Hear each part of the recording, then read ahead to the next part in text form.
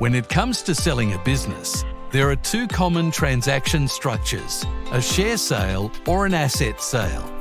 But what's the difference between the two? In a share sale, the ownership of the company shares is transferred from the seller to the buyer.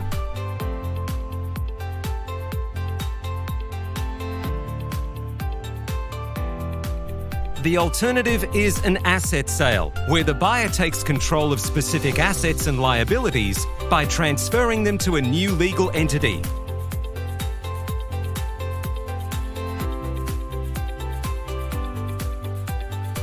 There are also differences in terms of employees, contracts, security, tax liability, due diligence, and the sale agreement.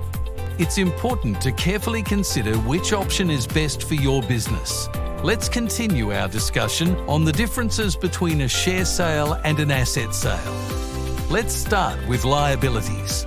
In a share sale, the buyer acquires all assets and liabilities, including historical, actual, contingent, and unknown liabilities of the company. In an asset sale, the seller retains all liabilities, except for those specifically assumed by the buyer under the sale contract. What about employees? In a share sale, employees remain employed by the company, subject to the sale contract. In an asset sale, employees of the company may be offered a new employment contract with the new legal entity. And what about contracts? In a share sale, contracts will remain with the company and transferred to the buyer. Most contracts will have a change of control clause, which triggers certain contractual rights and will typically require third-party consent. In an asset sale, contracts of the company will have to be assigned to the new legal entity. The complexity lies in assessing and negotiating the transferability of each contract, considering consent requirements and potential renegotiations.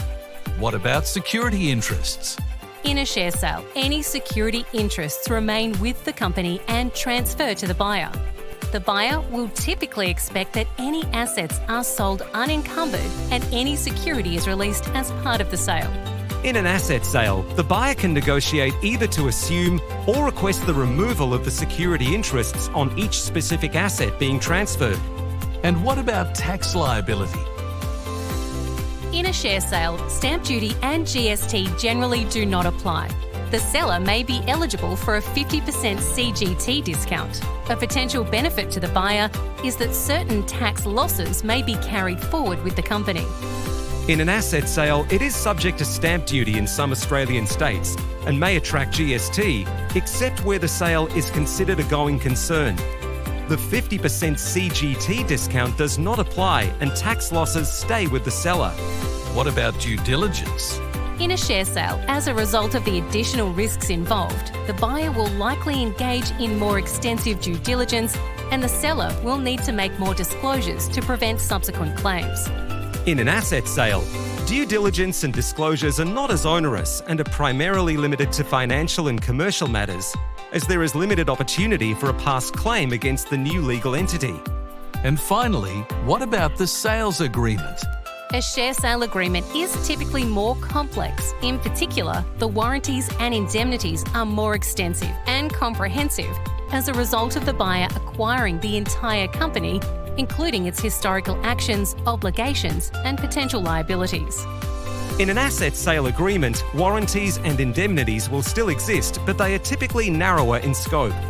This is because the transaction involves the sale of specific assets and liabilities, rather than the entire company.